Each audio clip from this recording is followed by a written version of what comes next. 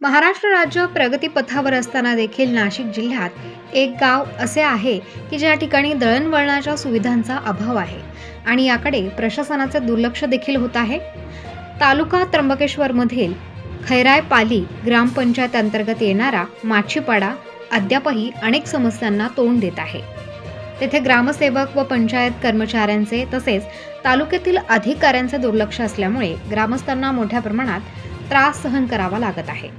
त्या ठिकाणी शाळेसाठी पाणी नाही, अनेक महिन्यांपासून पाण्याच्या टाक्या व पाईपलाईन यांची फूट झाली आहे।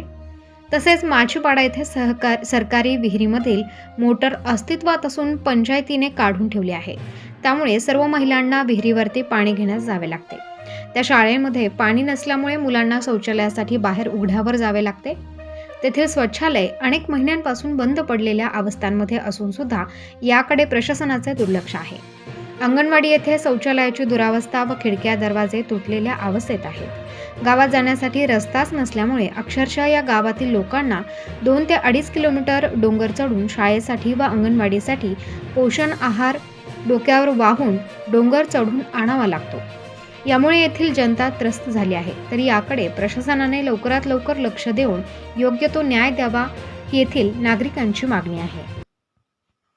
प्रबंधभूमी महाराष्ट्र न्यूज, तालुका त्र्यंबकेश्वर माचीपाडा या गावाच्या प्राथमिक शाळेत मी आहे आणि या ठिकाणी सरांशी संपर्क साधला असता मी सरांशी पण संपर्क साधला, परंतु सरांनी काही अडचणी सांगितल्या आणि या शाळेच्या संदर्भात काही माहिती आम्ही घेतली आणि त्या माहितीमध्ये असं दिसून आलेलं आहे की शाळेच्या काही बाथरूमची व्यवस्था गैरसोय झालेली आहे, पाण्याची टाकी व्यवस्थित नाही, तर तिथून गेली काही वर्ष पाणी नाही त्याच्यामधून आणि मुलांना म्हणजे आहारासाठी जे काही पोषण आहार येतो, धान्य येतं, हे धान्य आणण्यासाठी बऱ्याचशा अडचणी आहेत की जे इथपर्यंत कुठली दळणवळण व्यवस्था नसल्यामुळे इथे काही गावातल्या माणसांना खाली जाऊन डोंगरावरती ते धान्य वाहून आणावं लागतं। अशा खूप साऱ्या अडचणी आहेत। त्याचबरोबर या शाळेमध्ये अनेक सारे प्रॉब्लेम बरोबरच पोषण आहाराची समस्या आहे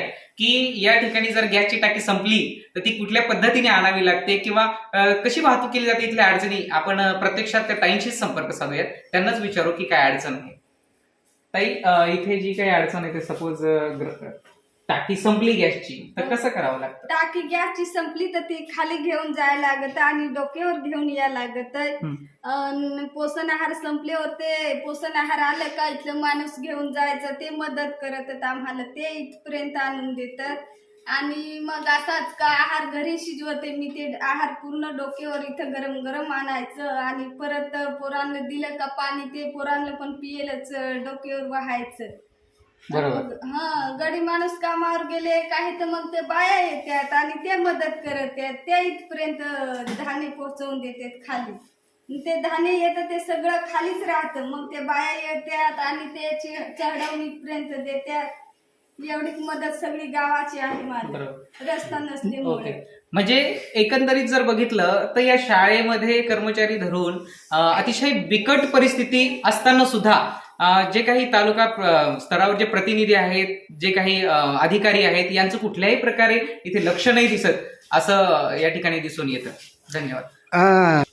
ताई, जी विहीर आहे त्याच्यामध्ये ते पावडर वगैरे टाकल्या जाते का? ते टाकतात। कधी टाकतात?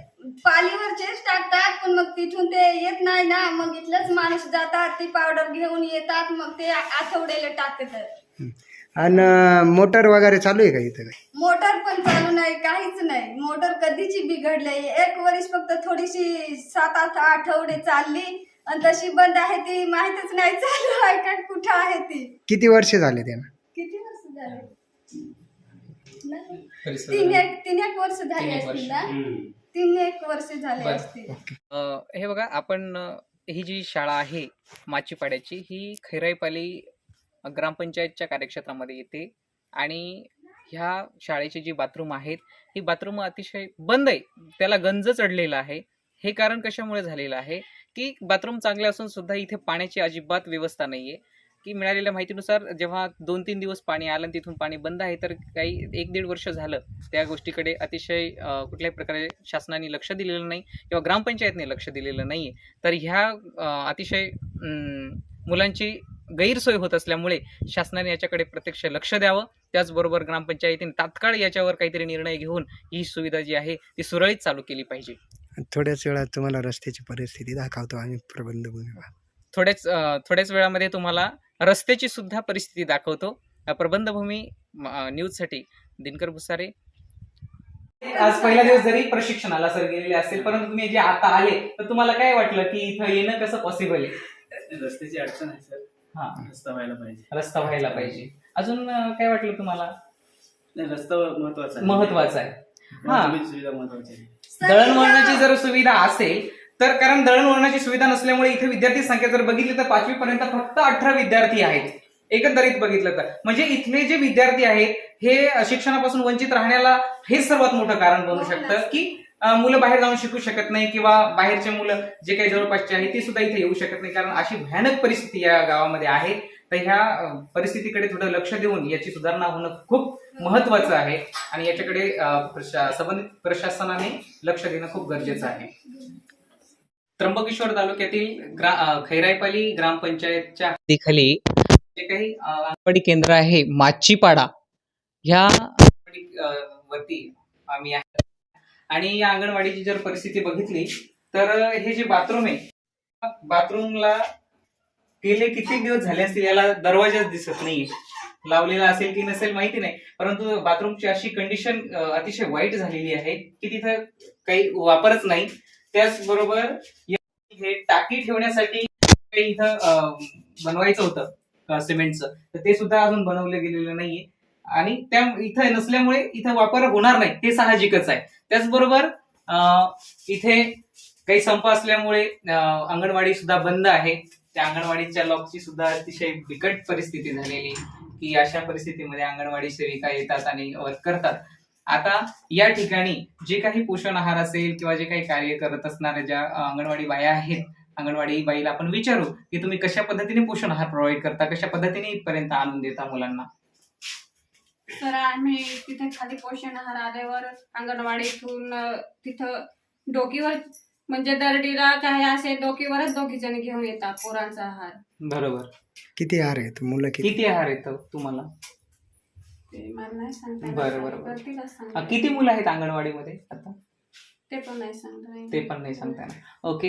आणि ह्या गावाला रस्ता नसल्यामुळे त्यांना डोक्यावरून वाहून या अंगणवाडीसाठी त्यांना पोषण आहार आणावा लागतो. अतिशय वाईट परिस्थिती आहे. तरी सुद्धा एवढं असून सुद्धा ग्रामपंचायत इकडे लक्षच देत नाही. बरं, ग्रामपंचायत लक्ष देत नाही तर संबंधित अधिकारी याची चौकशी करतात का? कोणीच आलेले नाही. आता ते मागं 15 ऑगस्टला पत्र म्हणजे जे काही घटना घडली ती गरोदर माताला डोली बांधून खाली उतरवली ती पोझिशन सर्व पेपरला टीव्हीला दाखवले. ते वेळेस फक्त जे आपले आमदार खोसकर होते ते आले होते. बरं. त्यांनी काय सांगितलं? ते तिकडे शाळेवरचे परिसरात तिकडे काय बोलले आम्ही तेव्हा अंगणवाडी चालूच होती. तुम्ही काही पत्र व्यवहार वगैरे केलाय का पंचायतीला या स्वच्छालय संदर्भात सांगितलंय? हा, ग्रामसेवकला सांगितलं, त्याने येऊन बघितलं. पण लेखी दिले तुम्ही? हा, लेखी दिली. लेखी दिले. कधी येऊन बघितलंय त्यांनी? किती दिवस झाले तरी? आता 15 ऑगस्टच्या दरम्यान. 15 हा, ऑगस्ट. तेव्हापासून काम झालंच नाही का मग? नाही. अच्छा. म्हणजे गेले 15 ऑगस्ट पासून गेले 4 ते 5 महिन्याचा कालावधी उलटलेला आहे. ग्रामसेवक इथे येऊन बघून गेलेले आहेत कंडिशन, परंतु अजूनही त्याच्यामध्ये कुठल्याही प्रकारचा बदल केलेला नाहीये. यासाठी त्यांनी तात्काळ लवकरात लवकर कार्यवाही पुढील करावी. धन्यवाद.